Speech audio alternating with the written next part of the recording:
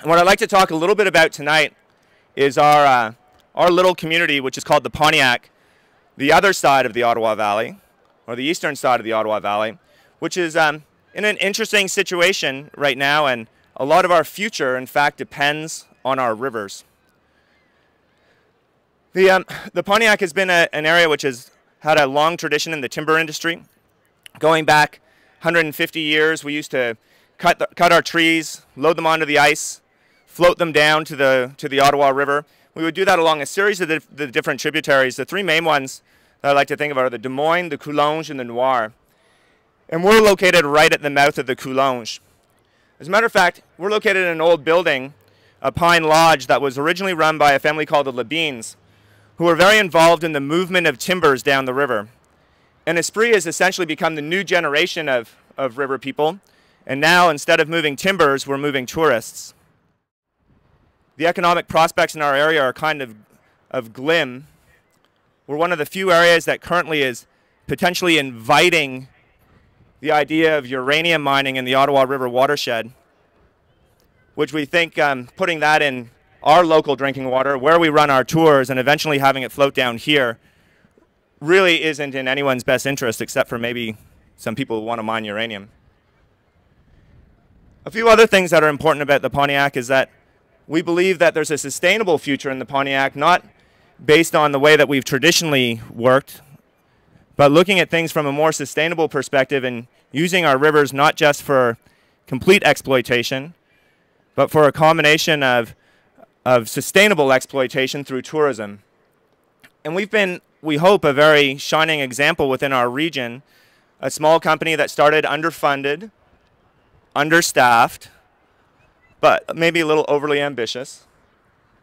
And we were originally told that we would never survive within our region and we would never survive within our industry. Of course, that came from people from our region and people who were within our industry. And now, some 17 odd years later, we're now what we believe is leaders within our industry. Where originally we were told that we were never going to be able to survive the David amongst the Goliaths.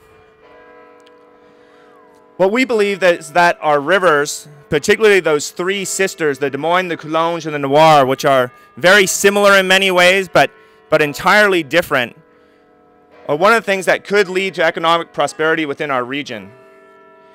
And as it turns out, we've taken this message and we're very vocal about it. And for anyone who reads the Shawville Equity or the Pontiac Journal, the two newspapers that give a darn about the Pontiac, you'll see that there's pretty much always something about Esprit promoting this idea of sustainable business and sustainable tourism, not just straight out preservation, right? Not just no to this and no to that, but trying to put a viable alternative within our region as far as its commerce goes. Having worked in 35 different countries and worked in a variety of different activities, I'm originally from Toronto, but I've chosen to live in the Pontiac. I've chosen that region because I think that it has one of the world's greatest inventories of eco-adventure tourism activities. And now what we're trying to do is put it on the map.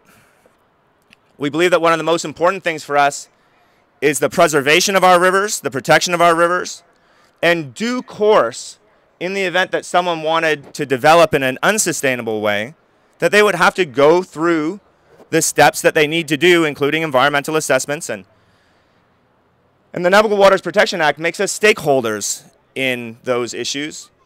And we're very concerned about our stakeholder rights being taken away. As it turns out, like many people here, I know that you've written to your members of parliament and said, hey, what's going on with this Navigable Waters Protection Act? And I've done that as well, and I've done that on several occasions. And as a matter of fact, I've been doing that since 2005 when we first started looking at issues on the Chippewa. But unfortunately, I haven't heard anything back from my member of parliament. Not even a letter of recognition, like we got your letter and we don't believe any of it or aren't really concerned about it.